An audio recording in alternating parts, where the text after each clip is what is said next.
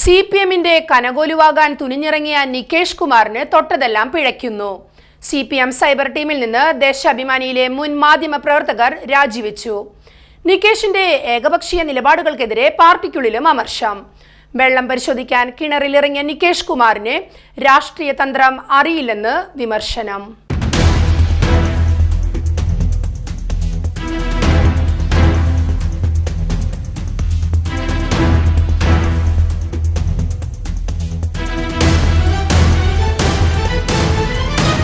തെരഞ്ഞെടുപ്പ് തന്ത്രജ്ഞൻ കനകോലുവിന്റെ നേതൃത്വത്തിൽ കോൺഗ്രസ് സൈബറിടങ്ങളിൽ പുതുമയുള്ള തന്ത്രങ്ങൾ ഒരുക്കുമ്പോൾ സിപിഎമ്മിന്റെ കനകോലുവാകാൻ ശ്രമിച്ച നികേഷ് കുമാറിന്റെ തന്ത്രങ്ങളോട് സൈബർ ടീമിൽ കടുത്ത അതൃപ്തി. നിയമസഭാ തെരഞ്ഞെടുപ്പിന് മുന്നോടിയായി സിപിഎമ്മിന്റെ സൈബർ പോരാട്ടങ്ങൾക്ക് ചുക്കാൻ പിടിക്കാൻ രൂപീകരിച്ച സോഷ്യൽ മീഡിയ ടീമിൽ വൻ പൊട്ടിത്തെറിയുണ്ടായെന്നാണ് പുറത്തുവരുന്ന വിവരം.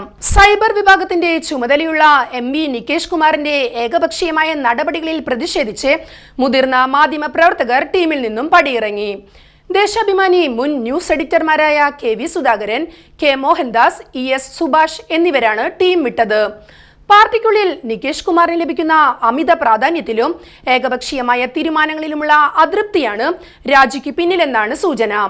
കണ്ണൂരിലെ സുരക്ഷിത മണ്ഡലത്തിൽ നികേഷ് കുമാറിനെ സ്ഥാനാർത്ഥിയാക്കുമെന്ന റിപ്പോർട്ടുകൾക്കിടെയാണ് സൈബർ ടീമിലെ ഈ അസ്വാരസ്യങ്ങൾ പുറത്തുവരുന്നത്. എം.വി. രാഘവന്റെ മകൻ സിപിഎമ്മിനെ തോൽപ്പിക്കാനുള്ള കൊട്ടേഷനാണ് ഏറ്റെടുത്തത് എന്ന പ്രചാരണം ശക്തമാണ്. ചാനൽ നടത്തിപ്പും സൈബർ പ്രവർത്തനവും രണ്ടാണെന്നും ചാനൽ മേധാവിയെ പോലെ സൈബർ ഇടത്തിലെ സഖാക്കളെ ഭരിക്കാൻ വന്നാൽ തിരിച്ചടി ഉറപ്പാണെന്നും ചിലർ മുന്നറിയിപ്പ് നൽകി. അതിനിടെയാണ് പൊട്ടിത്തെറി വാർത്തയും വരുന്നത്. അതേസമയം പാർട്ടിയുടെ സൈബർ ഇടപെടലുകൾ ലക്ഷ്യം കാണുന്നില്ലെന്ന വിലയിരുത്തലിൽ മുഖ്യമന്ത്രി പിണറായി വിജയനും അതൃപ്തി രേഖപ്പെടുത്തിയതായാണ് വിവരം.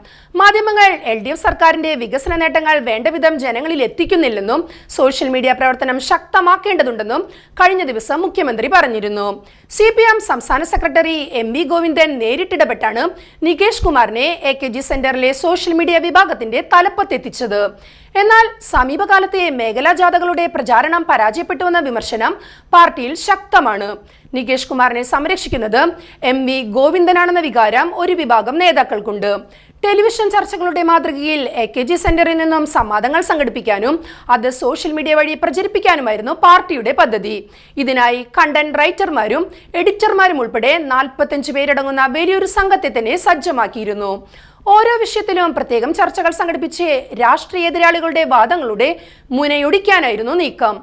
എന്നാൽ പ്രൊഫഷണൽ മാധ്യമ പ്രവർത്തനം ഉപേക്ഷിച്ച് പാർട്ടി പ്രവർത്തനത്തിനിറങ്ങിയ നികേഷിന്റെ കൂട്ടത്തിലുള്ളവരെ ഉൾക്കൊള്ളാത്ത പ്രവർത്തന ശൈലി മുതിർന്ന മാധ്യമ പ്രവർത്തകർക്ക് സ്വീകാര്യമാകാതെ വന്നു. പാർട്ടിയുടെ കടുത്ത അനുഭാവികൾ പോലും സോഷ്യൽ മീഡിയ ഇടപെടലുകളിലെ പോരായ്മകൾ പരസ്യമായി ഉന്നയിക്കാൻ തുടങ്ങിയതോടെയാണ് മുതിർന്ന മാധ്യമ പ്രവർത്തകരുടെ രാജികൾ.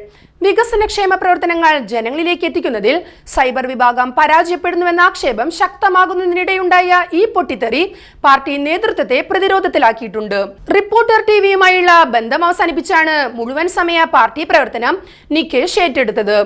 മുഖ്യമന്ത്രിയുടെ പിന്തുണ ആ ഘട്ടത്തിലുണ്ടായിരുന്നു. എന്നാൽ സൈബർ സഖാക്കളുടെ ഇടപെടലുകൾ പൊതുജനവികാരം എതിരാക്കുന്നുവെന്ന അഭിപ്രായം പാർട്ടിക്കുള്ളിൽ ശക്തമാണ്.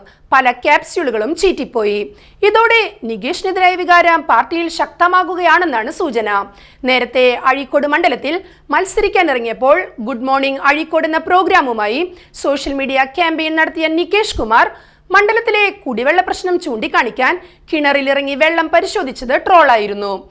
എതിരാളികൾ അതോടെ നികേഷ് കുമാറിനെ കിണറേഷ് കുമാർ എന്ന പേരിൽ ട്രോളിയിരുന്നു. ഇപ്പോൾ പാർട്ടി അനുഭാവികൾ തന്നെ നികേഷിനെ ട്രോളുന്ന അവസ്ഥയാണുള്ളത്.